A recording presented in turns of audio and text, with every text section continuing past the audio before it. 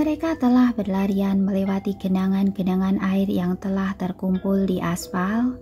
Sepatu boot besar Samantha bahkan berbunyi memuaskan setiap kali dia melangkah. Jess membiarkan mesin mobilnya menyala lalu merangkak ke belakang untuk menarik pintu ke samping.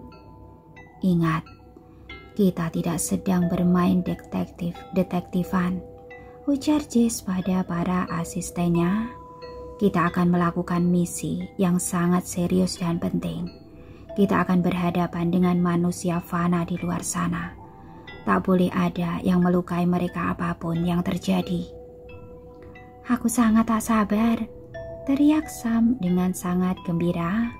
Ini pasti sangat menyenangkan. Aku sudah bosan terbang di langit dan kali ini kita akan berkendara untuk menjemput calon ratu. Jess memayunkan bibir dan mendesis, kalian terlalu berlebihan. Erika yang dari tadi diam pun akhirnya angkat bicara.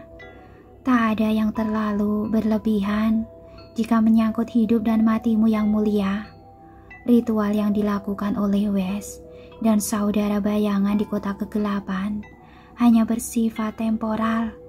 Kita tidak tahu kapan monster di dalam dirimu akan mengambil kendali dan membuat ulah lagi.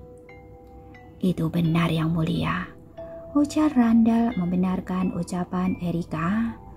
Runa di tubuhmu juga semakin meluas. Kutukan dan racun mawar hitam itu semakin banyak. Kau terlalu memaksa diri dan terlalu banyak menggunakan kekuatan runa hingga mereka hampir melahapmu. Aku tak bisa membiarkan serigala-serigala sialan itu melahap Rain. Urat-urat di leher Jess menegang. Mereka berlagak seolah-olah Ben adalah korban. Padahal mereka sengaja melakukan itu untuk menjebak Rain dan mengambil kepercayaannya. Malam itu juga Ben sudah akan mengantarkan Rain kembali ke Darkwood, tapi sebuah van berkecepatan tinggi berhenti di depan mereka. Pintu van terbuka dengan kasar dan sebuah tangan terlulur untuk menarik Rain masuk ke dalam. Apa-apaan ini?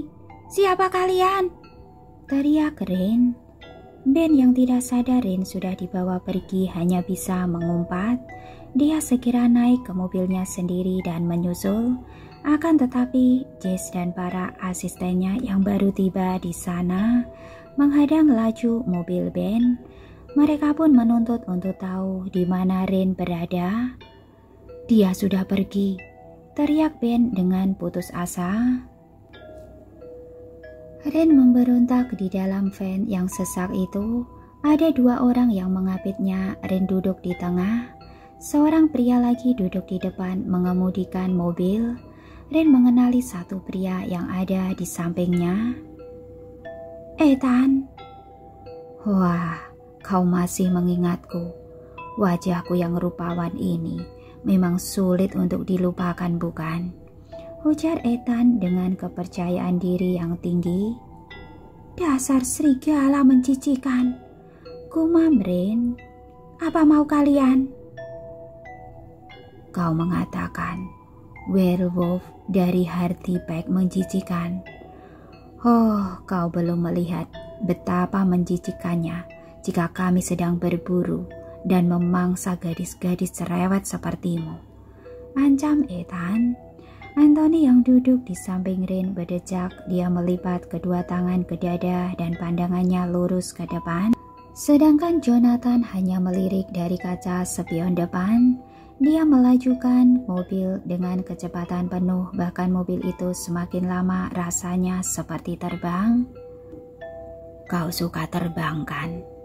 Monster itu sering membawamu terbang.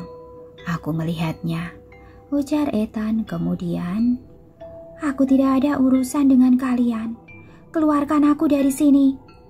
Rain berteriak. Iya, kami sudah lelah harus bermain petak umpet denganmu dan Benjamin. Ben terlalu polos, atau mungkin terlalu bodoh. Dia selalu membangkang pada perintah ayahnya. Apa sulitnya membawamu langsung bertemu dengan Master Flynn? dia malah menyimpanmu untuk dirinya sendiri di rumah ibunya. Ren mendesis. Segala misteri mulai terkuak di dalam benaknya. Jadi, para werewolf memang bekerja sama dengan Mayor Flynn. Benjamin juga terlibat di dalamnya.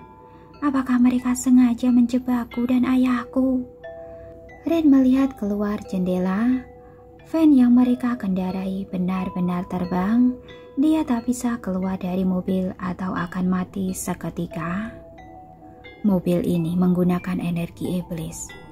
Tak ada yang mustahil untuk kami.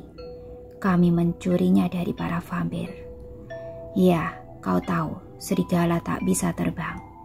Tapi dengan mobil berbahan bakar iblis ini, kami bahkan bisa terbang melebihi siapapun. Jonathan menyeringai dan menekan pedal gas semakin kencang. Kemana kalian akan membawa aku? Bertemu dengan Mayor Flynn? Oh, ayolah. Tentu saja tidak. Kami akan membawamu untuk bertemu dengan ayahmu. Seseorang harus membuka segel ingatanmu untuk mengembalikan kekuatanmu, ujar Anthony. Ren seperti orang bodoh, dia sama sekali tidak mengerti dengan apa yang mereka bicarakan. Mereka benar-benar kembali ke rumah masa kecil Ren. Hujan mencapai tempat itu, tapi akhirnya sudah berhenti saat mereka tiba. Genangan air di trotoar mulai mengering. Ketika werewolf turun dari van dan menyeret Ren serta, mereka tidak terkejut ketika Benjamin tiba beberapa menit kemudian menyusul mereka dengan mobil pribadinya. Ren mengharapkan kehadiran sosok yang lain, bukan kehadiran Benjamin yang dia harapkan, melainkan Chase Dauntes. Ren merasa malu dengan pemikirannya sendiri. Ren menunduk dan murung, dia sadar keinginannya terlalu muluk-muluk. Dan itu tak mungkin terjadi. Ren bahkan berpikir mungkin saat ini Jess sedang meringkuk nyaman di ranjangnya yang empuk dan super besar di menara timur. Benjamin berlari dan menarik lengan Jonathan. Mereka berhadapan dengan wajah yang sangat tegang dan penuh kemarahan. Apa yang kalian lakukan pada gadis ini? Kalian menculiknya dariku, ujar Benjamin menggebu-gebu. Jonathan menyeringai. Aku hanya melakukan apa yang seharusnya kau lakukan, tapi tidak kau lakukan. Aku mengambil kembali gadis ini dan membawanya ke tempat yang seharusnya dia berada. Kita harus segera menyelesaikan misi. Alih-alih menuruti perasaanmu untuk berdua saja dengan gadis ini dan memadu kasih. Apa? Ren hampir menjerit mendengar sindiran Jonathan. Benjamin melayangkan tinju pada wajah Joe. Anehnya Joe seharusnya bisa mengelak, tapi dia menerimanya seolah-olah itu memang yang dia tunggu. Tinju yang Joe terima menjadi kesempatan untuknya membalas Ben. Mereka berdua berkumpul dan saling melayangkan tinju di tengah jalan yang setengah kering. Ethan dan Anthony melihat semuanya dari balik mata mereka yang berwarna sekuning matahari. Anthony, lakukan sesuatu. Ethan menuntut pada kakaknya untuk menghentikan perkelahian antara Ben dan Joe. Anthony segera menarik tangan Ren dan menyeretnya ke tengah-tengah dua pria yang sedang bertarung itu. Kita tak ada waktu lagi. Sebelum mungkin para pasukan kegelapan datang untuk menyusul kita. Apa yang dikatakan Anthony benar, ujar Ethan. Ben, kau menginginkan gadis ini. Akan aku serahkan setelah dia melakukan tugasnya di dalam sana. Anthony menunjuk ke arah rumah masa kecil Ren yang tertutup rapat. Aku tidak membutuhkan kompromi, desis Ben dengan bibir yang pecah dan mengeluarkan darah segar. Memang tidak ada kompromi di sini, ujar Joe yang tak kalah kesal. Dia juga mengusap hidungnya yang berdarah dan mungkin tulangnya patah. Lebih baik kami yang melakukan, atau Mayor Flynn sendiri yang akan turun tangan. Pilihanmu hanya itu. Jika Mayor Flynn yang datang ke sini, kami tidak bisa menjamin keselamatan gadis ini. Demikian juga denganmu. Benjamin mendesah. Kalian bersikap sok baik padaku sekarang. Tapi dia tak punya pilihan dan akhirnya setuju. Aku dan Ethan akan memeriksa ke dalam, ujar Anthony. Dan kau, Joe, bersihkan lukamu. Joe mengumpat dan berlalu kembali ke van. Ben, aku serahkan gadis ini padamu. Jaga dia, tapi jangan kau bawa pergi. Kau mengerti? Ren mengulurkan tangan untuk memeriksa luka pada wajah Ben. Akan tetapi Ben mengangkat sebelah tangannya dan menahan Ren untuk tidak melakukan apapun. Ben, tentang yang tadi malam, kita tidak perlu membicarakannya. Bahkan aku lebih suka. Tidak, Ben berkata dengan dingin. Aku cuma mau bilang satu hal. Rin bicara cepat-cepat. Aku tahu bahwa ketika kau bilang mencintaiku, tanggapanku bukanlah apa yang ingin kau dengar. Bahkan ketika kau tiba-tiba menciumku. Benar, aku selalu berharap ketika akhirnya aku bilang aku cinta kau kepada seorang gadis. Dia akan bilang, aku tahu, tapi itu tidak aku dapatkan darimu. Maaf, kata Rin. Lihat Ben, aku... Tidak, kata Ben. Kau yang harus melihatku, Rin. Lihatlah aku. Dan benar-benar lihatlah aku. Bisa. Mereka hanya berdua di pinggir jalan. Jonathan masih sibuk memberikan lukanya di dalam mobil. Ren menatap Benjamin dengan heran. Dia menatap mata Ben yang gelap, juga alisnya yang tidak simetris, bulu matanya yang panjang dan rambutnya yang mulai memanjang. Ren sadar semua itu bagian dari Ben yang merupakan bagian dari diri Ren selama ini. Ren berpikir seperti itu. Kalau Ren harus jujur, benarkah dia tak pernah menyadari bahwa Ben mencintainya? Atau Ren hanya tidak peduli apa yang akan dan Ren lakukan kalau Ben memang mencintainya? Ren mendesah. Melihat menembus di balik mantra sihir itu mudah, tapi menembus orang itu susah. Wah, sepertinya kau sudah banyak belajar tentang mantra sihir selama tinggal bersama monster itu. Kita semua melihat apa yang ingin kita lihat, ujar Ben pelan. Tidak, Ben. Anthony kembali secara tiba-tiba ketika bahkan Rin belum menyelesaikan kata-katanya. Kami telah memeriksa keempat sudut rumah. Dan tidak apa-apa, tidak ada kegiatan para pengoyak atau apapun di sini yang berdasarkan cerita gadis itu mengerubungi rumah ini. Bukankah para pengoyak itu kiriman kalian sendiri? Bisa saja kalian berkata tidak ada. Padahal, Rin menyindir Anthony. Ada bau yang menerpa Rin begitu dia melangkah masuk ke depan pintu dengan didampingi 3 serigala Hardy dan juga Benjamin. Bau itu hampir tidak bisa diuraikan, seperti telur basi dan daging busuk yang bercampur dengan aroma ikan laut.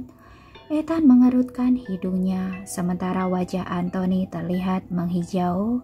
Mereka sangat peka terhadap aroma apapun, sehingga jika ada aroma yang terlalu menyengat, bahkan untuk ukuran manusia akan sangat mengusik bagi hidung serigala mereka.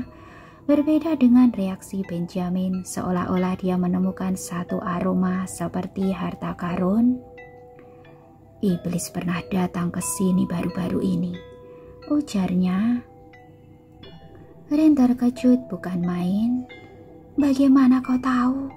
Jadi, kau memang benar-benar bagian dari para serigala ini.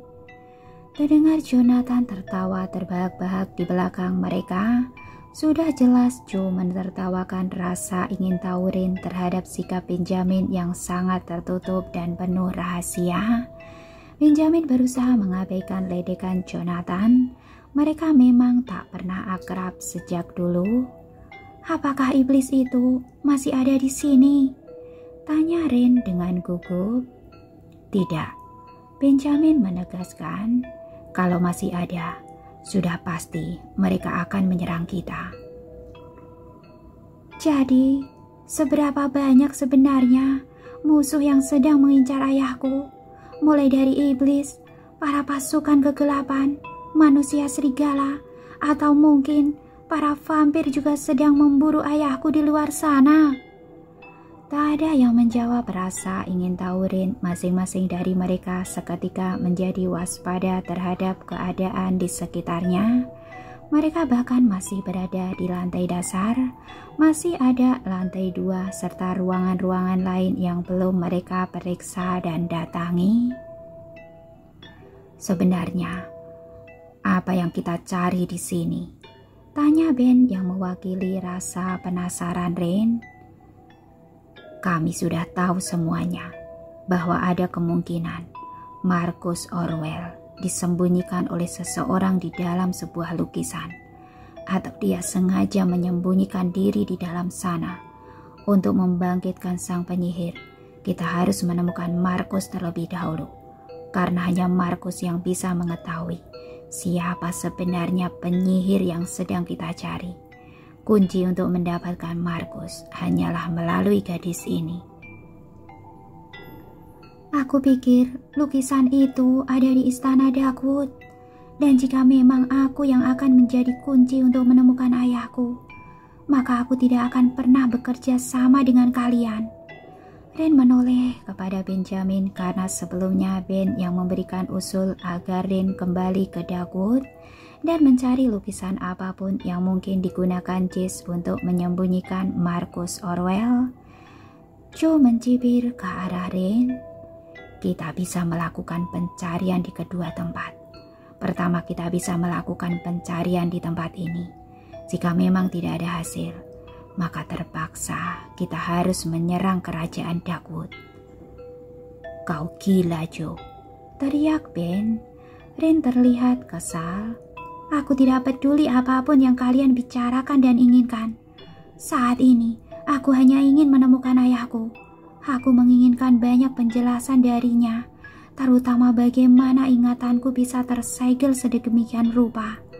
Tapi jika aku berhasil mendapatkan ayahku, maka kalian orang pertama yang akan aku singkirkan." "Gadis pemberani," sindir Joe. "Jadi kau tidak mengkhawatirkan keselamatan ayahmu. Kau lebih penasaran untuk mengembalikan ingatanmu yang hilang."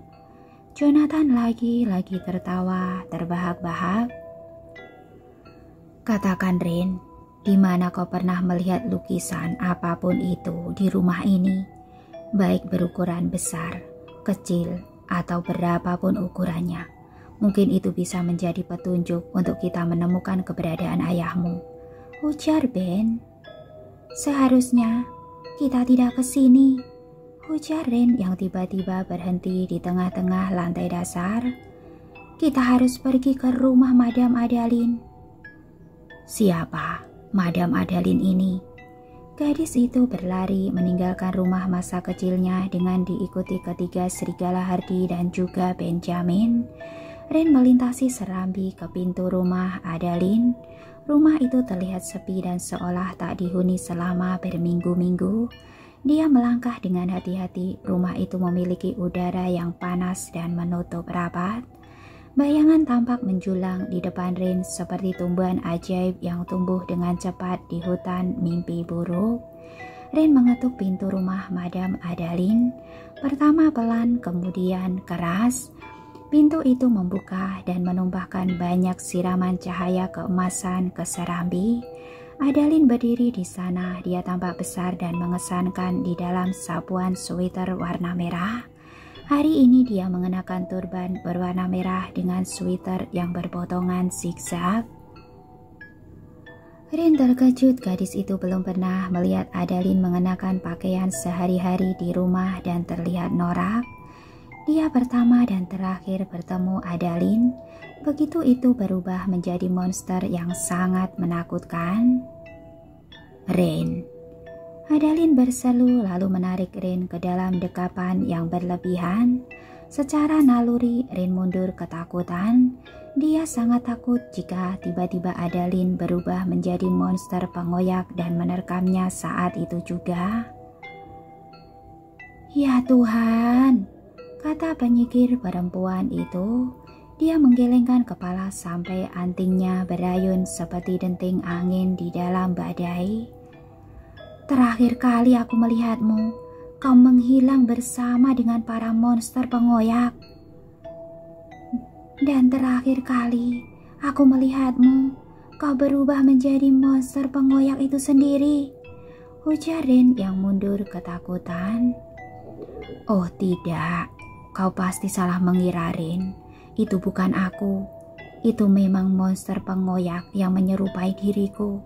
Ketika aku datang ke sini, mereka memang masih ada di sekitar sini, dan aku sempat melihatmu terbang dibawa oleh mereka.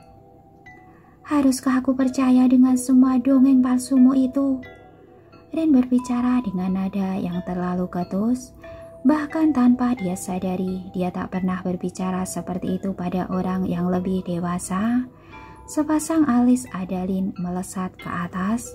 Dia menyadari Rain tidak datang bersama dengan Jess Dauntes, melainkan 4 pria lain yang baru kali ini dia temui.